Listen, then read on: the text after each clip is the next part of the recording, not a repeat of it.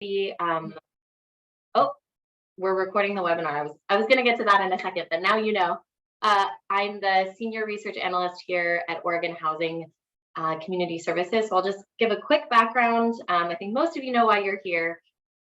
So in 2021 legislative session, Oregon Housing was asked to study system development charges and their role as a cost driver for housing.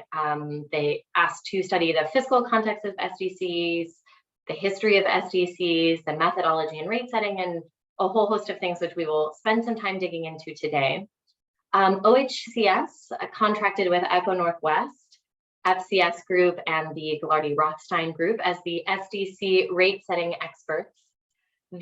All of those folks are here today, and we'll spend about 30 to 45 minutes giving you a rundown of the key findings from the report, which is live as of today. So the consulting team is going to cover all of the things in the key findings that are that were listed here. I'm not going to go over them and belabor reading them out. Over the summer, the team led several focus groups that included special districts, providers, cities, as well as developers all across the state. And the team has been working for several months on the body of the report, and today is the day where we send the draft out into the world. It's available on our website.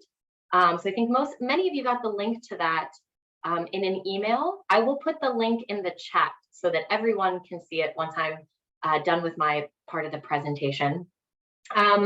Just a quick sort of logistics thing. The invite might say on your calendar that this will go until 4 o'clock.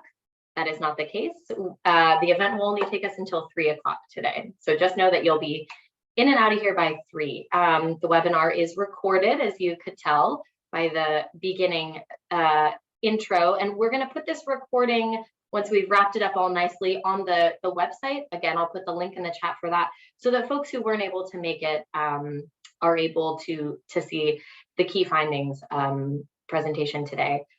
So as I mentioned, the draft report is up online on our website. There's also a feedback form. So there's the opportunity for you, once you read the report, to provide any feedback you might have. There's a couple of prompted questions. We'll want to know your name and your organization and kind of what your role is. And then there'll be the opportunity for you to just give some general feedback, thoughts, opinions, love on the report generally. That link is also going to be up on our website. It'll take you to Qualtrics, which is where we'll capture that information. That feedback form is going to be available for you to fill out from today until November 1st, which is 2 weeks from today. So you'll have 2 weeks to read the report and submit any feedback that you might have. In terms of question and answers today, there is the ability on the bottom there's a little Q&A kind of bubble box, so you'll be able to submit your questions in there. You won't see them. Once you submit them, they'll go to me and the panel, and then once we move into the question and answer section of our time today, the ones that we answer we'll throw into the answered section, so you'll be able to see what folks are putting in and what's answered. So feel free throughout the presentation to throw your questions in.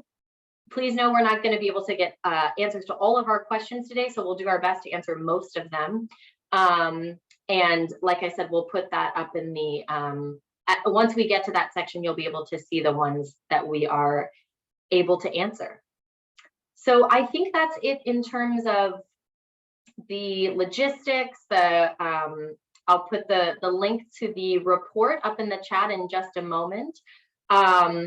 And the recording and the feedback form and all of that for today. And I am now going to pass it over to Becky with Echo Northwest to do some introductions and get us started. Thanks, Celise. So Celise mentioned, I'm Becky Hewitt with Echo Northwest. I'm the project manager for the consultant team on this study. My background includes both working on infrastructure funding plans and analyzing development feasibility for a range of housing types. And I have with me a number of folks from Echo Northwest who contributed to the report, including Lorelei Gentinen, who's Echo's president, and leading some of our other ongoing statewide housing policy work. Tyler Bump, who's the project director and senior advisor on the project, James Kim, who played a lead role in much of ECHO's analysis, and Leanne Ryan, who's been instrumental in gathering and synthesizing stakeholder input throughout this project. They're here and they'll be available to answer questions as needed when we get to Q&A.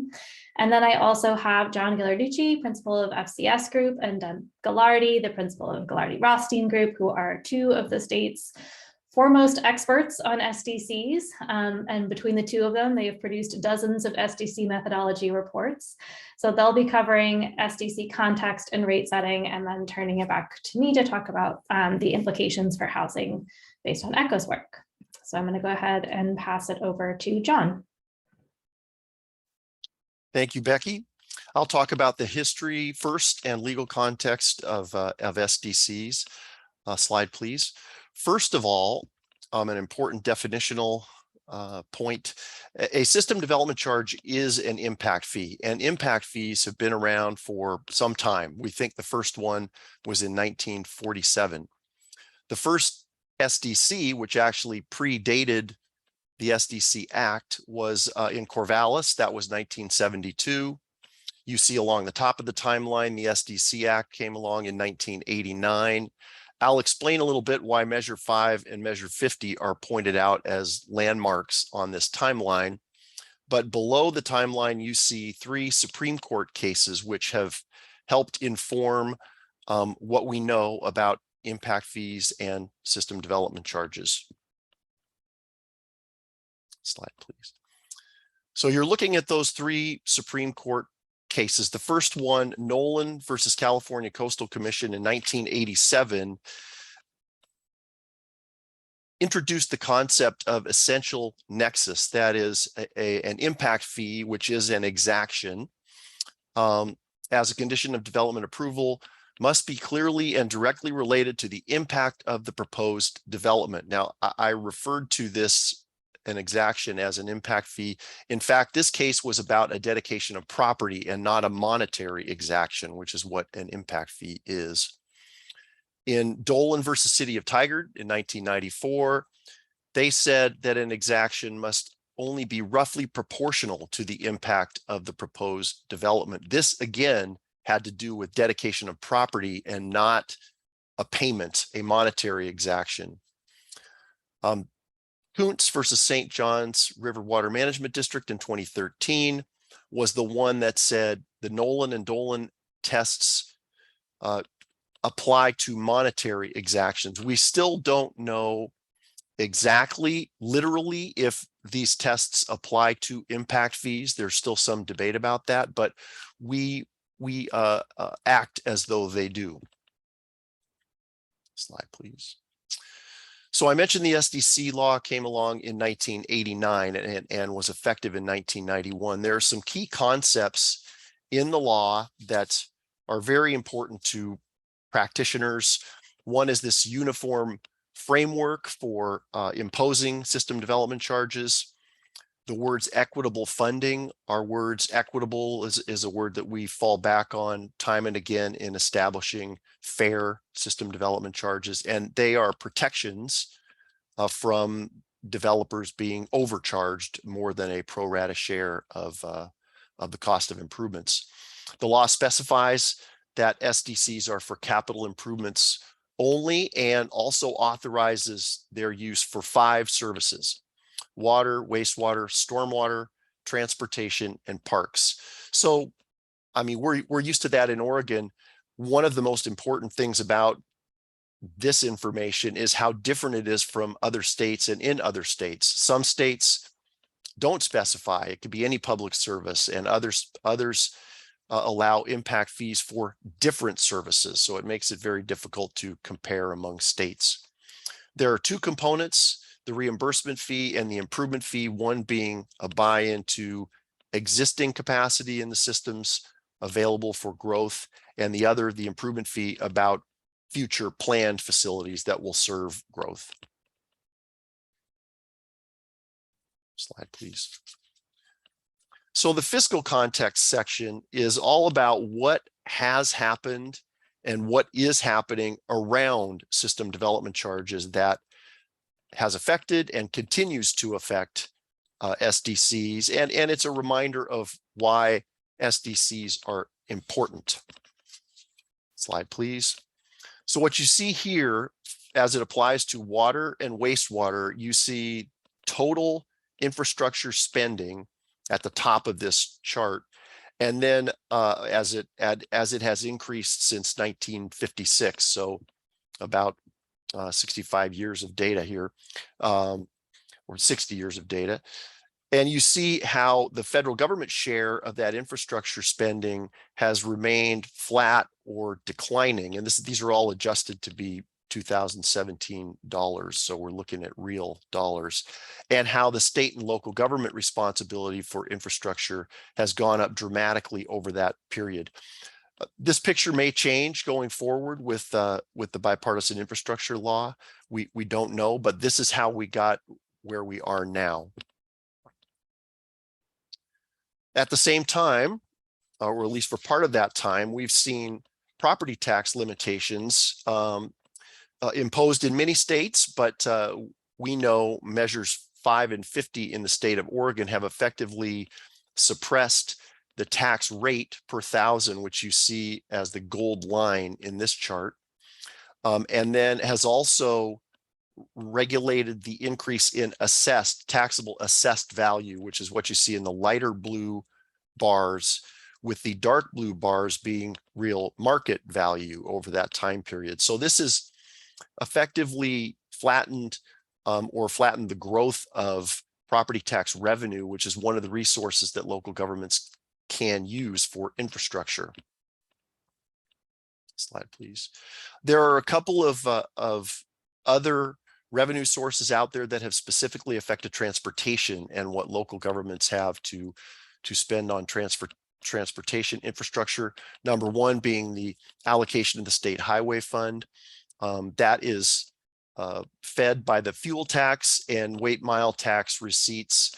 We've seen not only very few increases to the fuel tax in the last 30 years, but an increase in fuel efficiency, hybrid vehicles, electric vehicles that have led to flat or declining revenue and the allocation of that revenue to cities and counties for transportation spending. In addition, declining timber harvests have led to a decline in federal timber payments, which have also been a source of funding for counties in the state. So at the same time, we've seen these resources constrained. We've seen construction costs going up both nationally and in the region. What you see here is the Engineering News-Record construction cost index over the last 15 years. The lighter blue is the Seattle specific construction cost index, and the darker blue is the 20-city average, so more representative of the country. That's about 3% per year since 2006. And of course, we've seen a huge spike in the first half of 2022. And what we're hearing is that ENR is lagging actual cost increases this year. There have also been increased regulatory requirements that have directly influenced the number of projects that are needed and the makeup of those projects. The National Environmental Policy Act, the Clean Air Act, the Clean Water Act, the Endangered Species Act have all, among many others, had impacts on capital costs in addition to inflation. So one of the, I guess, additional evidence of the pressure on local governments and local agencies as a result of these increasing costs and declining other resources has been increased reliance on rates. So what you're seeing here is water, sewer, and stormwater rate increases on average over time since 2010. They've increased at about 80% cumulatively compared to a CPI increase of about 20%. So a much increased rates, utility rates in response to these other factors. Which brings us to system development charges, because again, these declining other resources and increasing costs have led us to SDCs as an increasingly important source of cost recovery for infrastructure. So one of the sources that we relied heavily on is the League of Oregon Cities does a survey every few years of cities in Oregon on system development charges. Most recently, they did that in 2020, and we have survey data going back as far as 2007. So we wanted to be able to show you some comparative information on how SDCs have increased in that period, but the 2020 respondents did not match very well the 2007 respondents. So there was only a handful of cities that had responded in both. So what we did was we researched all the 2007 respondents to get 2022 information so we could look at how SDCs have changed over the years. The first thing we did, and I'll show you that comparative chart in a minute, is threw them on a map, I should say. And we did this with a lot of help from both Echo Northwest and Ghilardi Rothstein. But what you're seeing here is what the 2022 sample looks like on a map. Those gray dots, which you see in Eastern Oregon and in some other places, mostly around the Portland metro area, that's where they're charging no SDC. Those pale yellow ones are between 0 and 5,000. The pale pink between 5,000 and 15,000. You see those again around the metro area on the coast. 15,000 to 25,000 is that sort of bright purple, and then the darker purple or maroon, 25,000 to 50,000. Most of those are clustered around the Portland metro area with a few exceptions. And that was one of the takeaways here, that there are some significant regional variations, at least among the sample in total SDCs. And this shows the change from the 2007 data to the 2022 data. We had about 115 different agencies in this information, and the total SDCs a little bit more than doubled, about 105% increase from 2007. The highest increases were for transportation and parks. Just to give you a sense, construction costs went up about 5% a year for that same period, or 60% cumulatively. So now Deb will talk about methodology and implementation. Thanks, John. Yeah, so one of the things that we were asked to do then is try to explain why SDCs vary across the state. So when you saw that map of the different shades, what's leading to those variations in SDCs? And of course, the answer is it's complicated. There are a lot of different factors, internal decisions made by local governments, as well as external cost factors, infrastructure planning and funding decisions upstream of the methodology. So before we even start talking about the methodology, the SDC methodology, impact the number and size of planned capital improvement projects needed by the local government, and the portion that may require consideration for SDC funding. External cost factors include local construction market conditions, which vary across the state, service provider scale and efficiency, as in the case of a regional system versus a single infrastructure system provider, and various infrastructure specific considerations stemming from different regulatory requirements, water resource availability, and even geological factors. Then when we get into the methodology, local governments also have flexibility within the statute, within that framework that John talked about, to select specific approaches that balance local objectives and available data.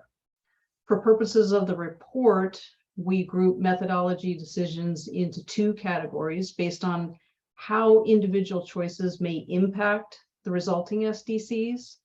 So the first are cost basis decisions that impact total costs to be recovered from SDCs. and therefore may lead to differences across communities in the overall fee levels. So when we're comparing a typical residential across the fee levels, differences in cost basis can lead to those differences. The second is the charge basis. Charge basis decisions relate to how growth costs are distributed to individual developments, and so generally impact the relative fee levels within or across development types, like across residential, commercial, etc. And finally, rate setting decisions may lead to reductions to SDCs that are calculated within the methodology, as local governments strive to balance different funding objectives and funding and other objectives. Next slide, please. This is not intended to be a master class in SDC methodology rate setting. The report goes into more detail about methodology components and choices, but just at a high level, examples of cost basis decisions include whether the SDCs are based on past reimbursement fees, future improvement fees, or a combination of the two, how prior facilities are valued for the purpose of the methodology, original acquisition cost or some form of replacement cost, how future projects are allocated between growth and existing users, and whether financing or SDC statute compliance costs are also included. On the other hand, charge basis decisions, next slide, please, relate to the selection of specific attributes that will be used to determine the SDCs for individual developments. So these may include the development size or scale, for example, the square feet of a home or a business, the size of the water meter serving the development, or the amount of impervious area, intensity of use factors based on the type of development. For example, the SDC per 1,000 square feet of building area may vary between an office and a restaurant due to differences in trip generation, wastewater strength, or other factors. And finally, location or development context may be a factor in how the SDCs are charged, including consideration of the relative costs of serving greenfield versus infill development. Obviously, inclusion of multiple factors in the methodology may enhance the fairness of the charges, but also can greatly increase the complexity of the fee schedule, requiring greater transparency from the local government on how the SDCs are calculated. Okay, next slide. So a particular charge basis that has gained favor in many Oregon communities is scaling residential SDCs based on the size of the home. And you see two examples here. Can be based on bedrooms or square footage, and they have been implemented for all 5 SDC eligible infrastructure systems across the state. Theoretically, scaling does not impact the overall costs recovered from SDCs, but it can lead to significant variation in SDCs across dwelling sizes, specifically lowering SDCs for smaller units. Next slide. Working within the framework laid out by the statutes, the SDCs calculated within a methodology are generally considered the ceiling, or sometimes we refer to it as the maximum allowable for a given methodology and capital project list. However, some local governments choose to charge less or to phase in the calculated SDCs over time. So this can also lead to variations when we look at SDCs across the state. This chart shows more data from a recent League of Oregon Cities survey, where respondents were asked if the adopted SDCs were less than the fees calculated based on their methodology. And you can see in the chart that the number of communities offering discounts varied by infrastructure system, with about 14% discounting wastewater SDCs and up to 29% reducing park SDCs. So that gives you a little bit of understanding as to some of the factors involved in the variations. Also a plug for, please fill out the SDC survey when the League of Oregon Cities sends it to you, because it's very helpful for all of us who work in this area. Okay, let's go on to administration issues. So in addition to the SDCs themselves, other elements of an SDC program can impact both developer costs and local government administrative requirements, and therefore have implications for both the construction of housing and infrastructure. Our report addresses 4 key areas for consideration, and those are the credit policy, timing of payment, program transparency and information, and affordable housing incentives. The content for this section, as Elise said earlier, has been informed by focus group discussions with both developers and local government officials as part of this project specifically, as well as our own experience as SDC practitioners. So looking at credits, credits are for the construction of public improvements by developers are required under Oregon law under certain conditions, and the statutes provide a framework for determination of minimum credit amounts, but local governments may provide greater credits. Developers and local governments acknowledge that SDC credits are important mechanisms for development to move forward, particularly in greenfield areas, and that in some cases, the improvements may be constructed by developers at a lower cost. So it's a win-win situation. However, developers also report that minimum credit requirements, as defined in the statutes, may not be sufficient to fully recoup their costs.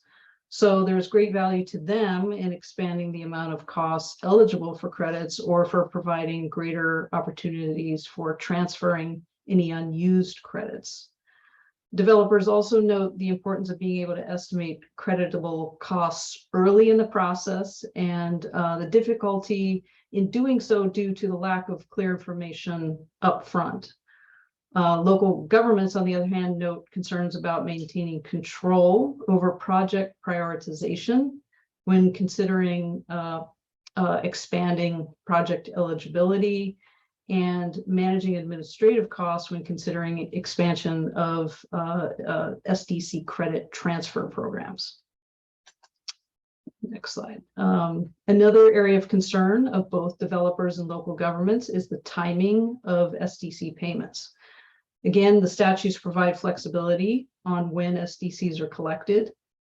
Developers favor paying SDCs later in the process, for example, at certificate of occupancy or sale, as it reduces carrying costs in some cases significantly.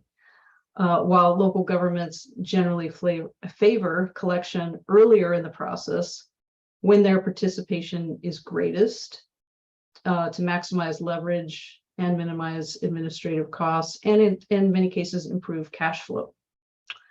So, and final point on this is, while many local governments offer some form of financing program, the terms of those loan programs are often not competitive for developers, so are not frequently used. A consistent theme from developers as part of this process is the importance of clear and thorough information to enable calculation of SDCs and related costs early in the development process. There have been recent additions to the statutes in late 2021 that broaden the type of information that must be provided by local government on their websites. And this includes providing a staff contact to provide follow-up information, answer questions on SDCs. Many local governments note that the use of education tools and efforts that go above and beyond the minimum requirements of statute, though again express the need to balance against available resources and administrative costs when considering expansion of education and engagement efforts. Finally, a particular policy that many local governments evaluate in the context of the SDC program is how to support or provide incentives for affordable housing. On the one hand, equity and affordability considerations are gaining favor as part of accepted rate-making principles nationally. This is a national conversation. On the other hand, waivers reduce revenue for SDC projects unless backfilled by other revenue sources, and some question the fairness of exemptions for a particular class of service. However, a growing number of communities in Oregon provide exemptions or waivers for affordable housing, and specific considerations when developing an exemption policy include specific eligibility criteria to use, whether to cap the total amount of SDCs waived in a given year or other time period, and last but not least, how to balance program administrative requirements with available resources. So to talk more about SDCs and housing costs, I will turn it over to Becky. Thanks, Deb. So Echo Northwest's role was to look at how SDCs affect the cost to build housing, to what extent those costs are passed on to consumers, and other ways that SDCs affect housing affordability and equity.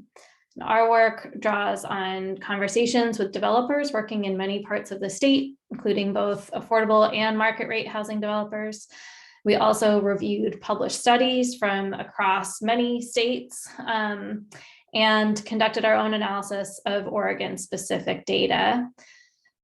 This section of the presentation is going to focus on how the cost of SDCs affect housing, but I do want to just reiterate that we did hear from developers, as well as obviously from the local jurisdictions, about how important SDCs are in making sure that the infrastructure can get built. And we heard pretty broad agreement that the infrastructure itself is really important to supporting development, and that it does add value, especially the more visible types of infrastructure add value for the future residents. So one of the questions that the legislature asked in this bill was to what extent the cost of SDCs is passed on to homeowners and renters. We know that typically the developer writes the check to pay the SDCs, but developers are largely aggregating funding from other sources to build the housing, and the rent revenues or the sales prices from that housing need to cover the costs of building it. And that's true even with affordable housing, that all of the funding sources need to come together so that the restricted rents can cover the ongoing debt payments on the property. And so, like other costs of building housing, the cost of SDCs does not stop with the developer, and it can end up being distributed among multiple different parties depending on the market conditions and the situation. When they can, developers will generally try to factor SDC costs into what they're willing to pay for land and shift some of the cost to landowners through lower land prices. But whether they can do that and to what extent depends on what their alternatives are for land and when they acquire the land relative to when the SDC costs are clear enough to estimate them. And landowners may end up choosing not to sell if the price is too low, and that can reduce overall housing production. Investors generally are not willing to accept lower financial returns just because one jurisdiction has higher SDCs than another. The only exceptions would be if an area that charges higher SDCs also has lower risks, and so that would justify a lower return because there's maybe stronger demand or other factors that result in a lower risk. Or if costs were to increase unexpectedly during development, that can cause a development to fall short of their financial return targets because there are sometimes really no other options to absorb those costs. And then in terms of how they affect the home buyers and renters, because the revenues or the sales prices need to cover those total project costs, those SDCs can be passed on to homeowners and renters, but any individual project does not set prices or rents in a vacuum. Those have to be supported by the market. So if the market is tight, there's more ability for developers to push the pricing and to support, and more ability for the market to tolerate higher cost development, and those cost increases may translate more directly into higher prices or rents. Developers may also be able to build larger homes that can better justify a higher sales price so that people feel like they're getting more for their money, or conversely build a smaller home to save on costs. Either of those, if that's a response to SDCs, could mean that the buyers or renters are getting less for their dollar than they would otherwise. And when the market doesn't support higher prices or rents, you would typically see less total development, and that can increase rents or prices over time. And then even for affordable housing development, the cost can't be passed on to buyers or renters in the same way because they're set based on income. But spending those resources on SDCs means that there are fewer affordable units built and fewer households benefit from them. More of them remained cost burdened. Another question that the legislature asked was what share of how SDCs compare to other development costs for housing. There are some national statistics floating around on this, but they are not really representative of conditions in Oregon for communities that do have SDCs.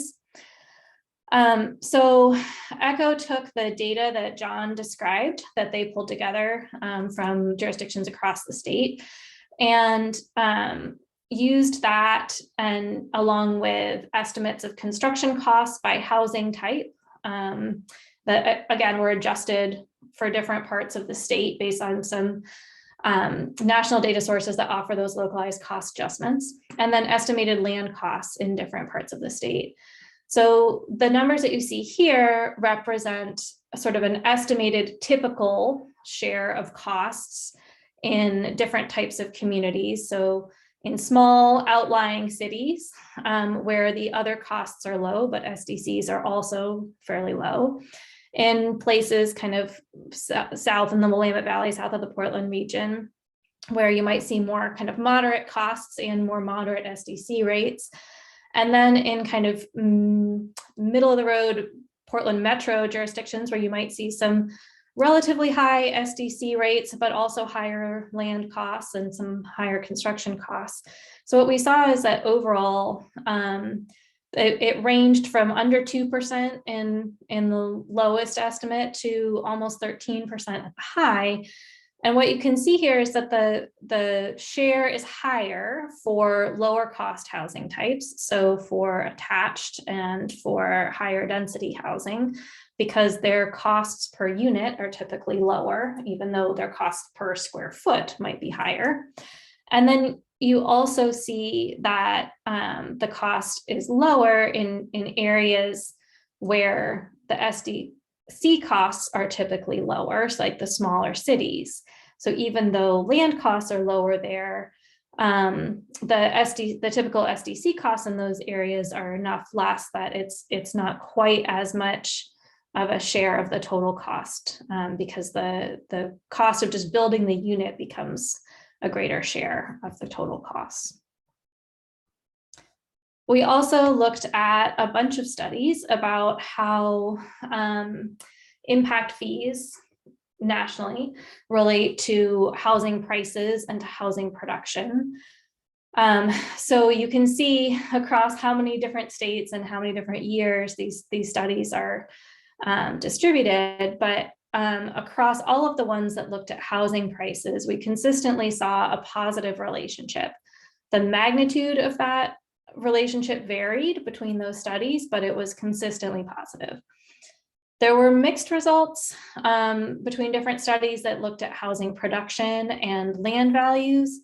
That could be because in some cases, impact fees are allowing development to move forward in an area where it otherwise could not, or it could be something else going on, but not as clear of an answer on those two fronts, but a pretty consistent answer on the relationship to home prices.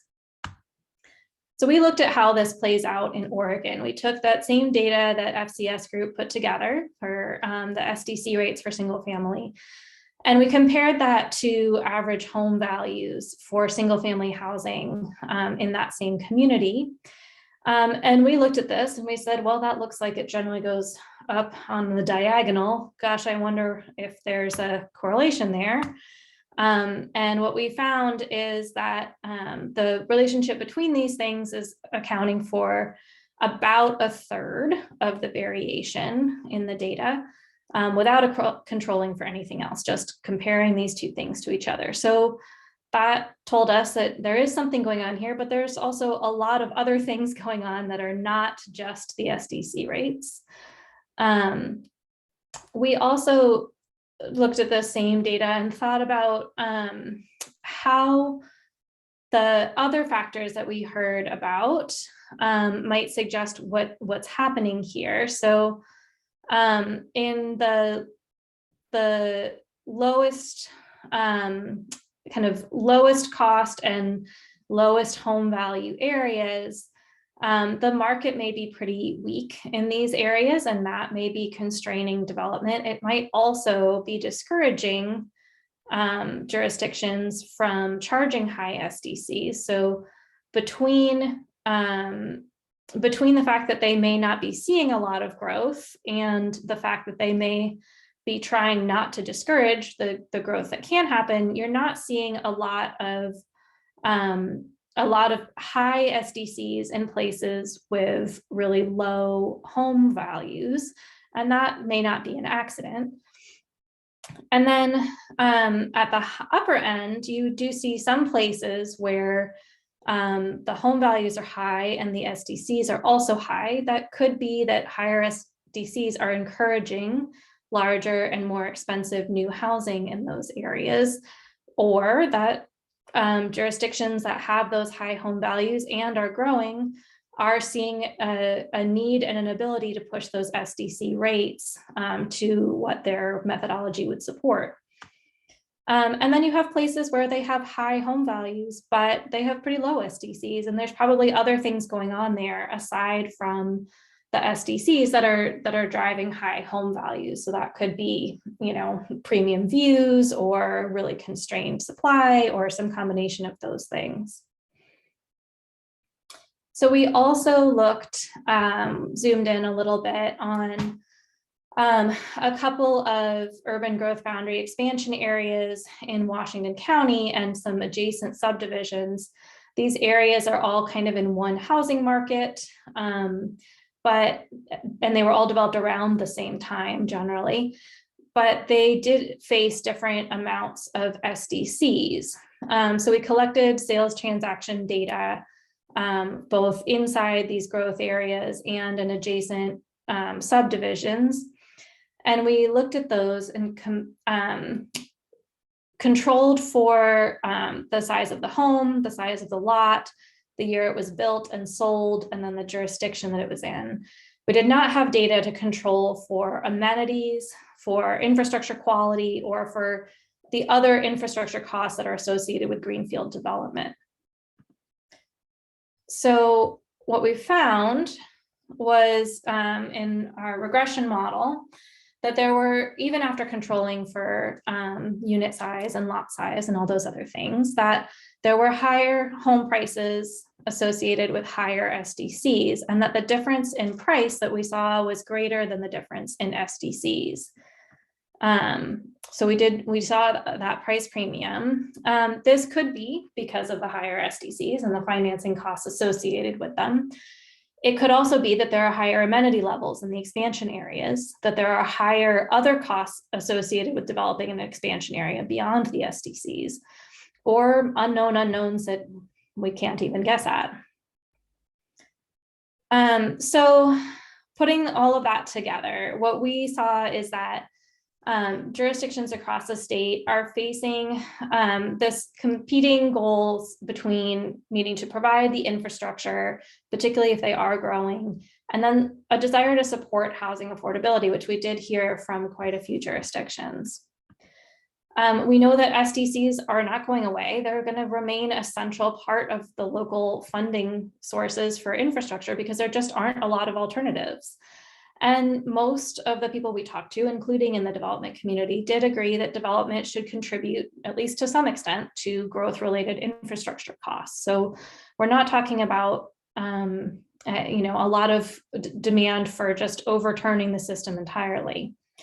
At the same time, we did see a lot of ways that SDCs contribute to housing production challenges and housing affordability challenges. And that falls particularly on housing for moderate and lower income households, so smaller units, lower cost units, and affordable housing. And where that left us was that, without upsetting the apple cart entirely, you could probably see some changes around the edges to rate structures, like Deb talked about, to policies, including things like affordable housing exemptions, if they did have the ability to backfill them, and administrative practices like providing more clear information, that those things could lead to improvements at the margins, and taken together, those could yield a meaningful change. I think with that, we're going to turn it over for questions.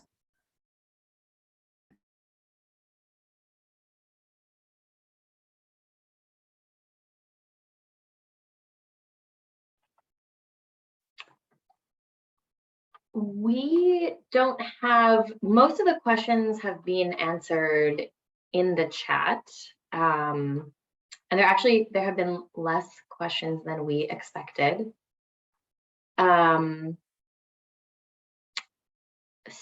So I don't know if we want to maybe give folks some time to digest who have been listening, and we can kind of let those roll in.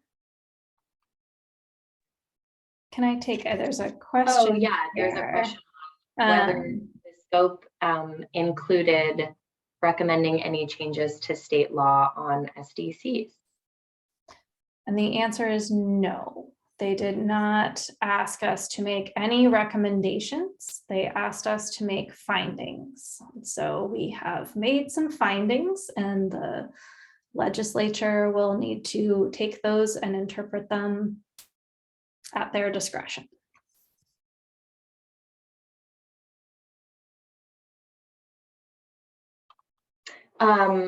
There's a question about what the next steps are regarding this study.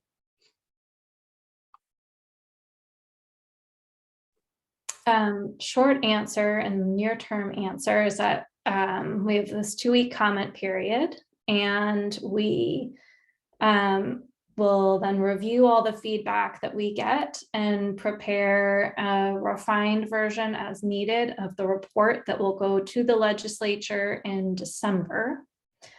And then from there, I think it's up to the legislature where it goes next.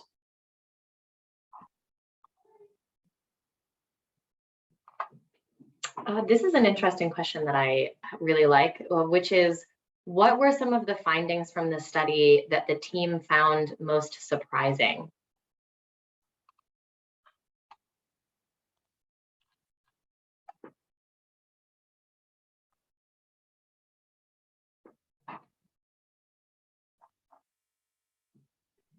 I will say for my part, and maybe Deb and John can chime in a moment, but for my part, I was maybe surprised at the consistency in the literature about the positive relationship between impact fees and home prices.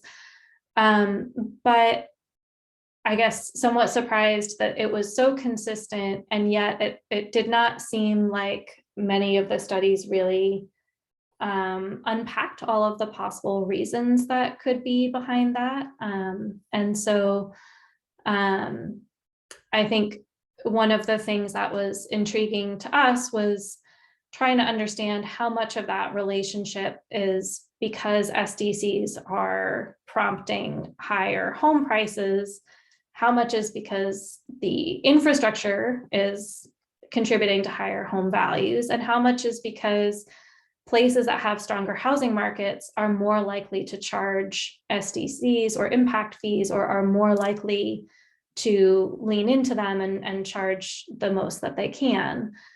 So I don't know that we were able to conclusively answer that, but it did, I guess it was surprising to me that there was broad agreement that there's a relationship, and yet not a lot of clarity about the reasons.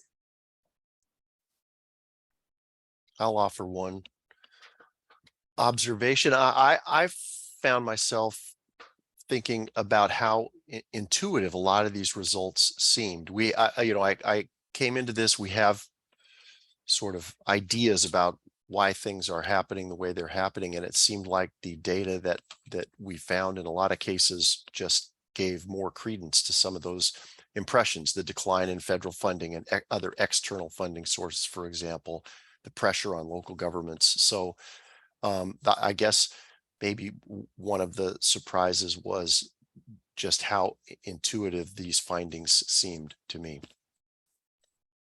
I'll add, one of the things I found really helpful was hearing from the development community that the scaled SDC structures do make a difference, but really only when it's for multiple infrastructure systems. So if you do one for parks, but the rest of the SDCs are not scaled, then it's probably not going to push the needle enough to make a difference. But if you are looking at multiple systems together, it definitely can for those smaller units.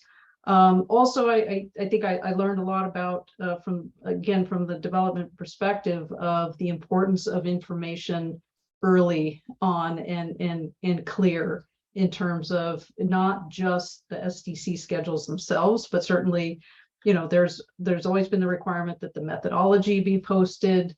But just having real helpful information about how to calculate the SDCs for a given development type. And we heard particularly from multifamily, it's confusing, not even knowing which class, if you're a 3-unit or a 5-unit, which class do you fit in? What's the basis for the charges? And then some of the other policies like the credit program as being really key. The focus groups were really interesting across the board too, and just the level of understanding out there about these already was that was surprising.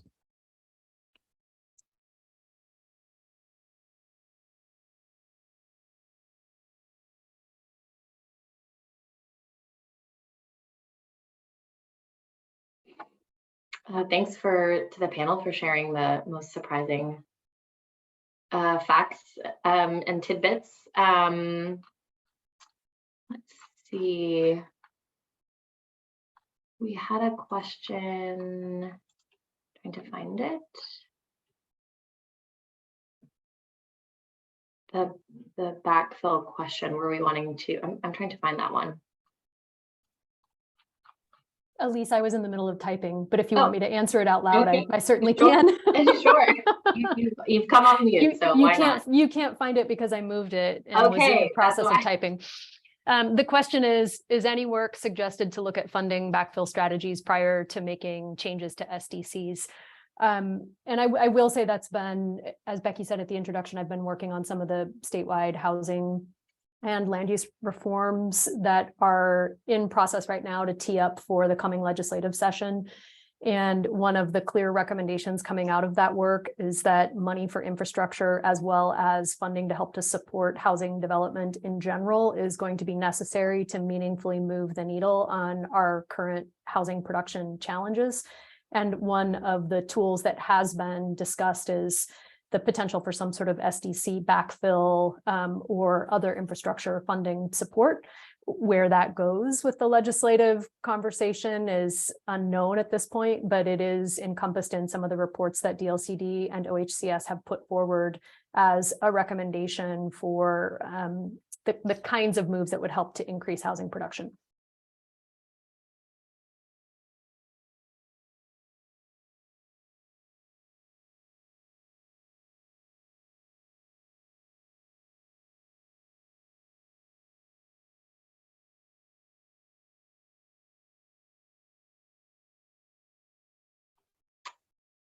Thanks, Lorelai.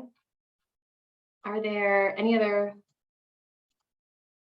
questions, kind of looking at Becky and John, that we feel like we want to address live, or keep plugging away in the chat?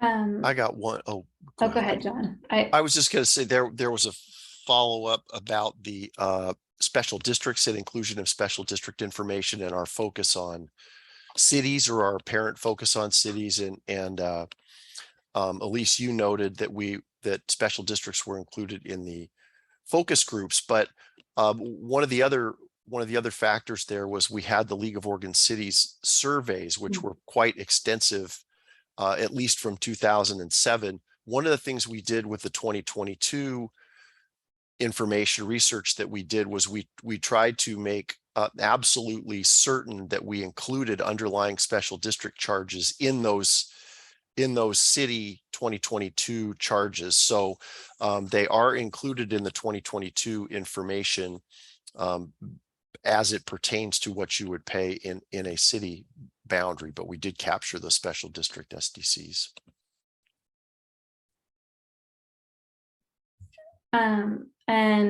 I wanted to just address a question from Dave Anderson that asked, is it possible that the positive relationship between housing costs and SDCs is more due to the strength of the housing market rather than SDCs driving housing prices? It seems that developers charge what the market will bear for housing, and in stronger housing markets, utilities will have the opportunity to more fully charge their justifiable SDCs without losing their competitiveness with other communities to attract development.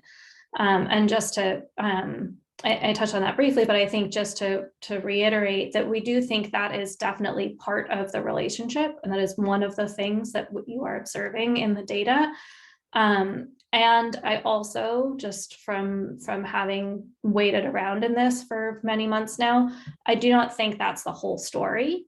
So I think there is a part of it that is jurisdictions trying to be responsive to the housing market and how they are setting their SDCs, and there's some jurisdictions that are growing faster may both need higher SDCs and have higher home prices in some cases.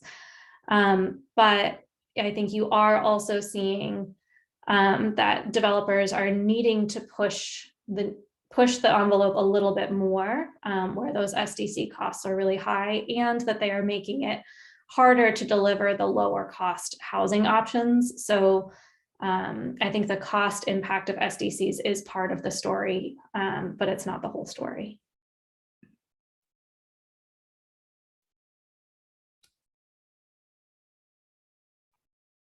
Thanks, Becky. There was a question on the use of the term housing affordability versus affordable housing, and the distinct meanings between both of them, and maybe just a quick context on how we think about that in the report, or sort of generally might be helpful for folks.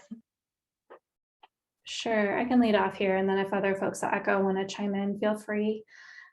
So when we talk about housing affordability generally, we're thinking about whether there is housing available that people can afford without burdening themselves, without spending more than 30% of their income. And then when we talk about affordable housing, which sometimes we'll say capital A, affordable housing, when we're talking about affordable housing, we're talking about housing that is has a public support, has public either subsidy or income and rent restrictions. And so that's the distinction that I would make between housing affordability generally, which could be for all income levels, and then affordable housing, which is generally targeted to specific income levels where the market does not provide affordability on its own. Tyler or Lorelei, would you like to add anything on to that? Okay. Or Elise, from OHCS's perspective, anything that you'd like to add? Okay.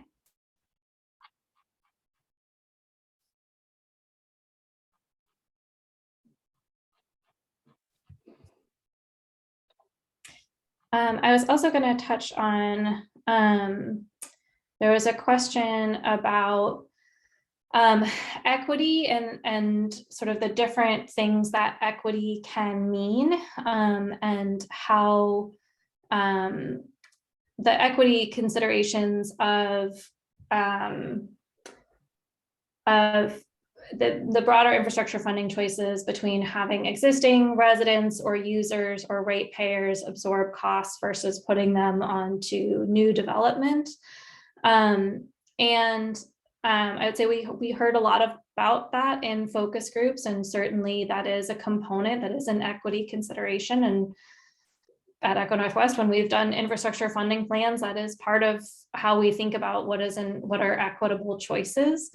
And it's also not the only equity consideration here, because the SDCs are not just going to developers, they are going to the housing that gets built, and they're affecting who has access to what type of housing in what areas. So I would say we think about both of those sides as part of the equity considerations associated with making decisions about what to fund with SDCs and what to fund with other infrastructure funding tools.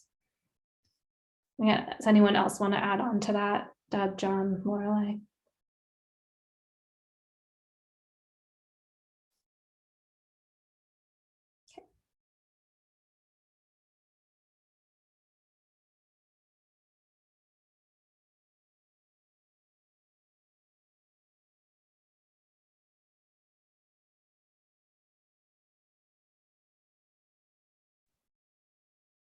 There's another question about whether we're looking at other factors, and I guess sort of why the focus on SDCs if they may not always be a major percentage of costs.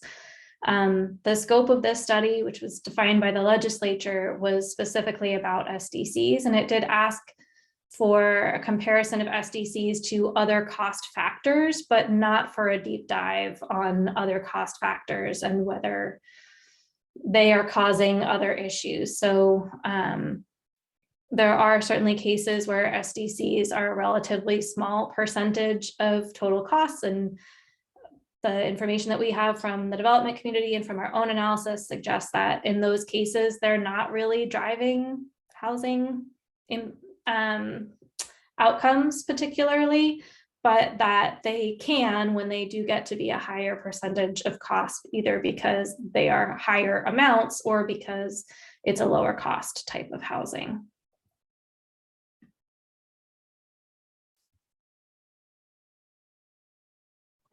There's a question in here, I think that was particularly related to what was covered in some of the feedback from the development community around any feedback or mention directly between SDCs and the new middle housing regulation. Was that something that was looked at or brought up in any of the developer focus groups? Absolutely. Yeah, we heard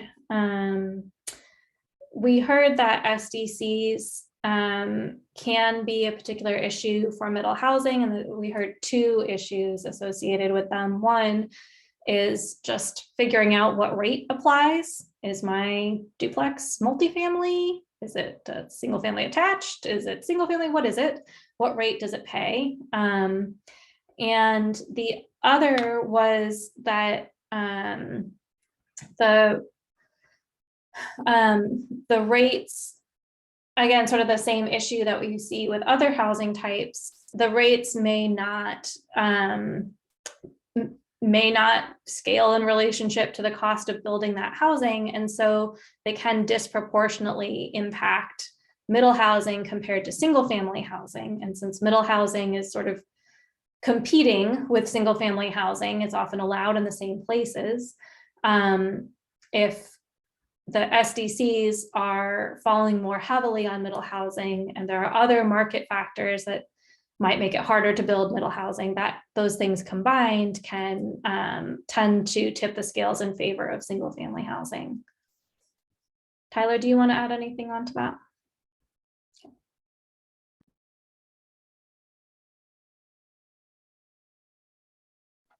I think there is a question around after Measure 5 and Measure 50, the way that SDCs changed and how those measures affected the ability for jurisdictions to pay for infrastructure. I think the question is just, is that covered in this report? Well, we talk about the Measure 5 and Measure 50 both of those happened in the 90s, early and mid 90s, which is right after the SDC law took effect in 1991. So we didn't really link those two things, but certainly that is when SDCs were growing as a tool for local governments. So we talk about those different factors. I don't think we linked the two. In other words, we didn't correlate those things, but they certainly are related.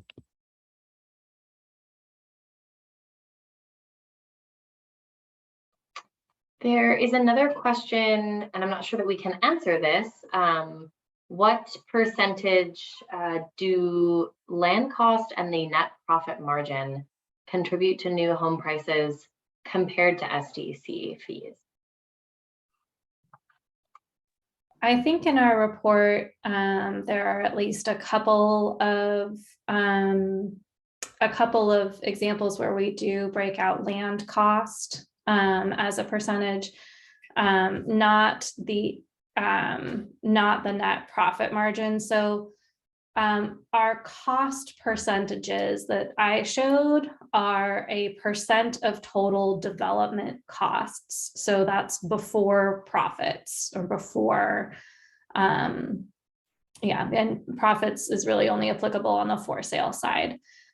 So you can find the land cost piece, at least in some cases in the report.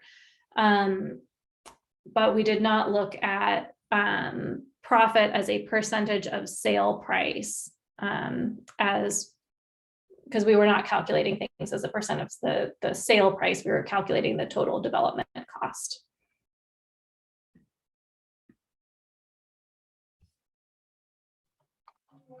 We have another question around whether or not the study is indecisive as to whether or not SDCs are detrimental to growth.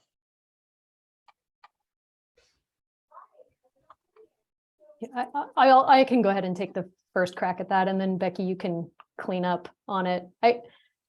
I think that it's pretty clear from the presentation and the study that without SDCs, we wouldn't have a reasonable funding source for much of the infrastructure that's needed to support growth. And at the same time, SDCs do interact with housing feasibility in ways that need to be contemplated and understood. So I think the answer is, I guess you could say it's both sides of the argument are true. Yeah, I would agree with that. And we heard from folks in the development community as well that, SDCs they're better than moratoriums. You need the infrastructure. You need to be able to build the infrastructure. And there are definitely specific cases like in greenfields where, developers don't want to bear all of the cost of building the infrastructure, but they understand the infrastructure needs to get built and that SDCs are a way to spread those costs among different property owners and the different beneficiaries of the infrastructure. So, so I think they clearly, the infrastructure is essential. The SDCs help make the infrastructure possible, and it seems fairly clear that it would take major changes to how we fund infrastructure to make that not true. And that the way that they are set and the fact that they are related to system impact at their core and not to cost or affordability or these other considerations means that they do interact with the housing market and with what gets built in ways that can both reduce housing production in total and shift it more towards higher cost housing types.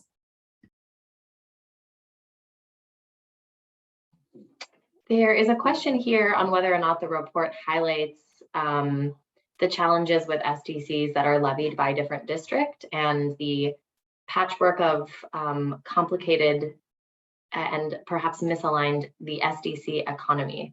I thought we could address here. Yeah, I don't know if we spotlight that, but I think it is absolutely, it is an essential part of the the context. And I think some of what Deb pointed to about how scaled rates really matter a lot more when they are implemented across multiple systems in the same geography, so that it's not just a kind of tiny little adjustment at the margin. And that's really hard to do when you have different service providers and they have different boards and different political considerations that they're responding to. And there's not one body that can make that change across all of the systems. And same with exemptions for affordable housing, that any of these policy changes that are helpful are most helpful when they're done consistently. And it's really hard to do them consistently when there's so many different service providers in some of these geographies. Deb or John, do you want to add on to that? It also makes them hard to survey, as we've learned countless times. But yeah, I agree with everything you said, Becky. Yeah, and it fits in with the transparency and understanding piece as well, that it just makes it harder for everybody, those doing the surveys and those paying the fees to figure out, you know, what are all the fees that they're subject to, and different agencies have different structures. There's a question on whether the development costs include the construction of the actual dwelling unit or just the land and lot for the building. Yeah, when we're comparing SDCs to a % of total development costs, we're, and James, jump in and correct me if I get this wrong, but we are comparing it to a total that includes hard costs, meaning the cost of building the unit, land costs, and soft costs, which would be things like financing fees and design and engineering and all that sort of things. And when we look at land costs for in the context of comparing SDCs to these other costs, James, I think what we looked at is basically the value, the cost of a finished lot, of finished land that has the infrastructure brought to it and is ready for development. So those infrastructure, those kind of, you know, building the street outside your door, putting the sidewalk, putting the local water sewer line, all those things that SDCs do not cover are getting kind of lumped into the land cost because it's the cost of a sort of finished developable property. James, do you want to add, is there anything you want to clarify on there? Okay, thanks.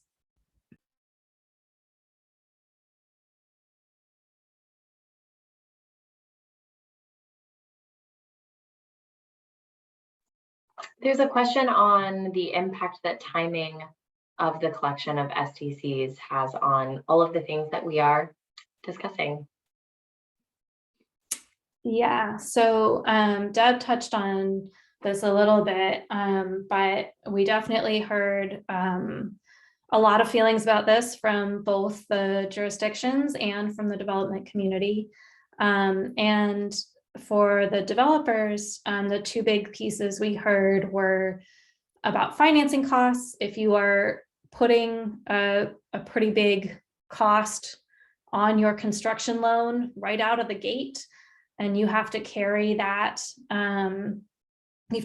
cost throughout the total time of your development, all the way through until it is either sold or refinanced with a permanent loan, that can add a lot of costs. And then at the same time, developers that choose not to put the SDC costs on their construction loan, that just means that they can't use whatever that kind of working capital, whatever that cash on hand is that they have, they're putting it towards paying for SDCs rather than something else that might get construction going a little bit sooner and help them build a little bit faster and potentially save costs in other ways. So we heard those as two major reasons why developers really prefer to pay later in the process, closer to when their revenues are going to come in or their permanent financing is going to be available.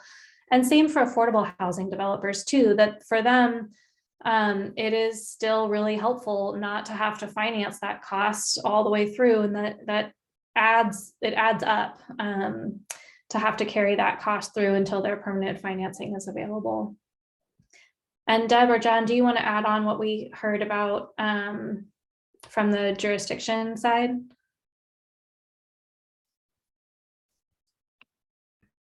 The compelling, and I can go ahead, the compelling argument to me for tying it to building permit was the enforcement ability that local agencies have, and how that's weaker at certificate of occupancy or any time later in the process. Yeah, we heard a lot about where is the trigger for local governments, and that's generally at permitting, where they're most actively involved, and there's an opportunity to make that assessment. Anything downstream of that is going to require, monitoring and additional costs and associated with their involvement and the potential for non-collection, I guess.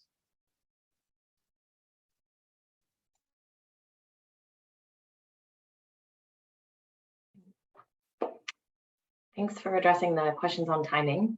There is another question around tiered or scaled SDCs and how that might drive the relationship that the largely higher cost homes pay higher SDCs than the smaller and lower cost homes. I'm not sure I fully understand the direction of the question, but I think that in jurisdictions that scale SDCs, and our kind of testing of this would bear this out, you would expect to see SDCs as a more consistent share of total development costs across the housing spectrum. So for different types and sizes of units. So it would mean that larger units would pay more. Larger units tend to have higher price points and higher total development costs. And that would, so it would sort of ramp the fees in that direction, but when you look at it as a percent of costs, it flattens it out. Is there anything that others want to add or clarify on that?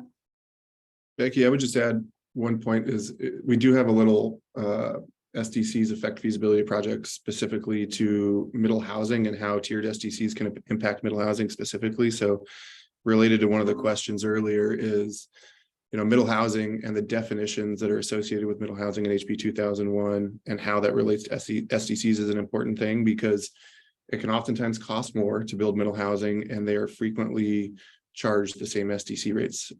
There's different approaches, whether that's by bedroom or size, that are frankly have unique impacts to middle housing as well, whether you look at a tiered structure by bedroom or size, but middle housing is a place where it does seem to have some impact, especially in relationship to single family rates.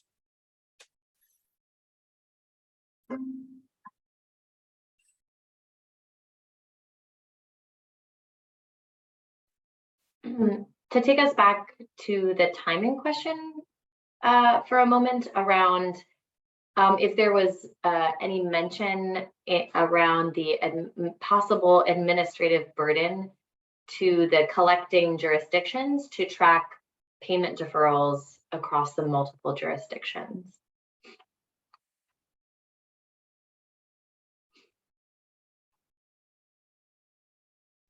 Deb, do you recall hearing anything on that specific point? We definitely heard concerns about administrative costs of tracking deferrals generally.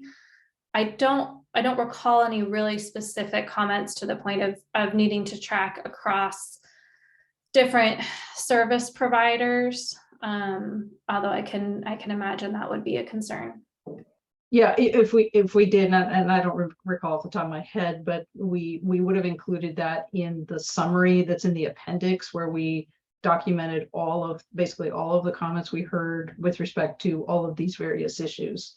So Yeah, and we talk about these issues in the report. We don't quantify our scope. Wouldn't allow us to quantify the administrative costs associated with setting up some tracking system, but we certainly raised the concerns that were shared with us as part of the focus groups. There are a couple of questions that look at sort of the way that jurisdictions are spending.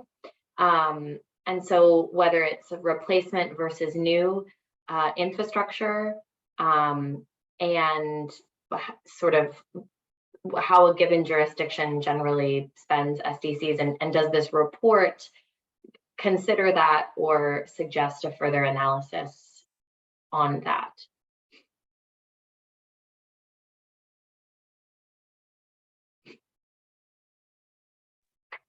I'm not seeing the specific question. I think we address in the report that the statutes do clarify what SDCs may be spent on in terms of, improvement fee revenue being specific to new capacity projects for growth, and that new capacity is defined as new facilities or facilities that or improvements that increase the level of performance of existing facilities.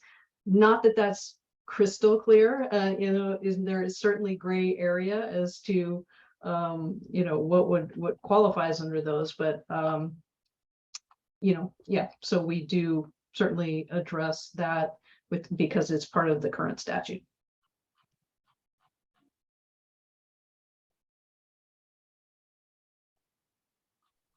I wanted to take, there was a question about uptake or usage of SDC deferral, and someone that said in their jurisdiction, they've had this option for multifamily for several years, and few developers take advantage of it. And some say because they are required to pay the SDC rate assessed at the time of occupancy rather than the time of building permit, and that their rates may end up being higher. So yes, we did hear a little bit about this, and this I think gets to the this question of certainty, knowing what your rates are going to be. And we heard a lot about how important that is, and particularly for multifamily and for affordable housing, where your financing and your budgets are pretty locked in when you go into development, and it can be hard to come up with more money later if your costs go up. Folks use contingency fund pools and things like that to try to mitigate that risk, but there are a lot of things that can come up in construction, and folks don't necessarily like to absorb their contingencies right out of the gate by paying more in SDCs than they expected to. So I think that in order for deferral to really have a lot of benefit, it would need to be associated with certainty about what that rate is going to be. And I think there might be room to offer lock in a certain rate, and choose between guarantee that rate later, which maybe it's a little bit higher than the current rate. Maybe you're assuming some escalation, or see what happens. But I think that uncertainty and the potential for paying more later, if it's going to go up by more than the cost of financing it, then it doesn't make sense for a developer to wait. And that chance that they get, that they end up with much higher costs than they expected is a potentially a real issue.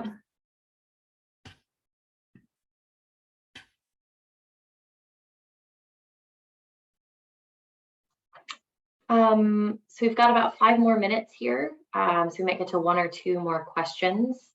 There is a question about if we found any data that demonstrated the amount about whether if developers took advantage of the delayed timing or the reduced or waived SD fees, does this incentivize affordable housing development in a particular area? Does it have a positive correlation?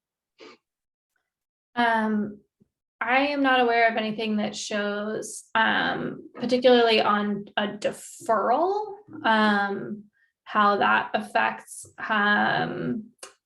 either affordability broadly or affordable housing specifically.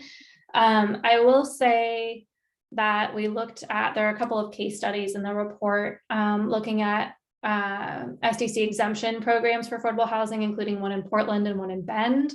And we look at the usage of those programs, and most of those have gone to folks that are building long-term affordable, capital A affordable housing. But both programs allow for market rate developers to participate in some ways if they do meet income and price requirements. And we did see some uptake of particularly in Portland, the SDC exemption for lower cost home ownership, and that it did result in housing getting built at a lower price point because of that incentive, housing that would not have been built at that price point otherwise. Tyler, did you want to add on to that? Yeah, I would just add that SDC waivers are helpful for affordable housing, but are oftentimes a small portion to cover the cost associated with the foregone rents or foregone revenues on that. So it is helpful, but hard to have SDCs be the thing that incents the production of rent restricted affordable housing too. It's helpful, but difficult with just that as the single tool.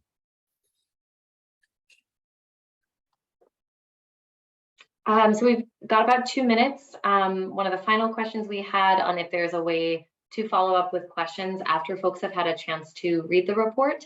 So there's a feedback form that is on the website. I have a link to the website, which has the availability to download the draft of the report. And then underneath that is a link externally that will take you to a feedback form where you can put any questions or comments about the report, and then that will be open. That feedback form will be open and available for you to fill out for the next 2 weeks until November 1st, and we'll close that at the end of the business day on Tuesday, November 1st. So that is the way that you can ask any follow-up questions that are more specific. And then Becky or Tyler, do you want to kind of talk about just generally next steps around after the draft feedback? And I believe that the report will be wrapped up by December, by the end of this year. That was what was originally in the House bill in terms of a presentation to the legislature on this study. Yeah, so we look forward to comments and feedback from folks. Everybody's been really helpful in informing the study so far, and we will take a look at where we need to add some clarity or some updates to reflect the input that we get, and then we will put together a final version for the legislature. And we'll make sure, Elise will make sure everybody gets access to that final version as well. And I think we'll make sure, Kim, we have a way to capture all the questions that we have not answered in the Q&A, right? Okay. And then if there are any specific follow-ups, we could either follow up offline or address those in a separate forum. Great. Well, thanks so much to all of our attendees for joining us for this great conversation. And yeah, we look forward, again, as Becky said, to reading all of the comments and hearing what folks have to say about this work. So thanks so much for coming.